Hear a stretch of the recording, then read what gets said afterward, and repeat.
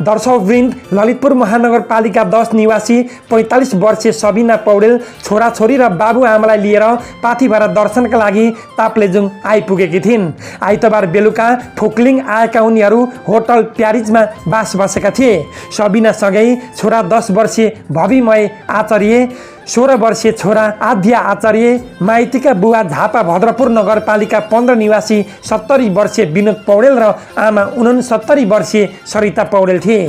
होटलमा बास बसेपछि सबिनाले होटल सञ्चालक सबिन बानियालाई बिहान काफ्लेपाटीसम्म पुग्ने ट्याक्सी व्यवस्थापन गरिदिन आग्रह गरेकी थिइन्। सबिनले मालिक समेत रहेका आफै रहेका ट्याक्सी चालक फुङलिङ नगरपालिका 10 फुरुम्बु निवासी 42 वर्षीय दुर्गा भट्टराईलाई सम्पर्क गरिदिए।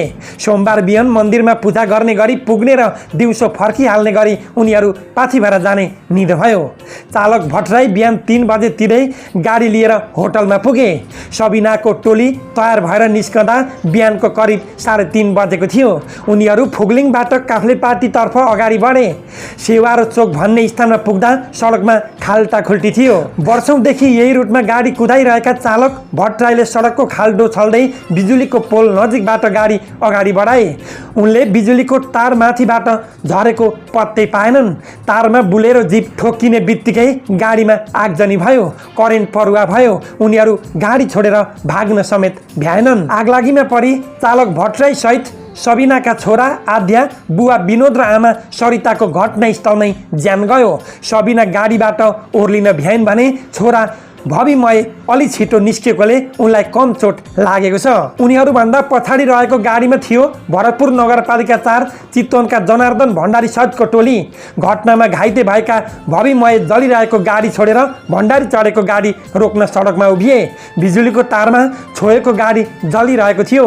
पछाडिको गाडीबाट पाथिभरा जाँदै गरेका भण्डारीले जलिरहेको गाडी छेउमा सबिनाले हात उठाइरहेको देखे। सबिना जलिरहेको गाडीबाट 1.5 मिटर नजिकमा लडेकी थिइन्। उनलाई तानेर पर सारे। भण्डारीका अनुसार जलिरहेको गाडीमा रहेका चालक सहितका 4 जनालाई उद्धार गर्ने अवस्था थिएन। त्यहाँ न एम्बुलेन्स थियो न अरू सवारी।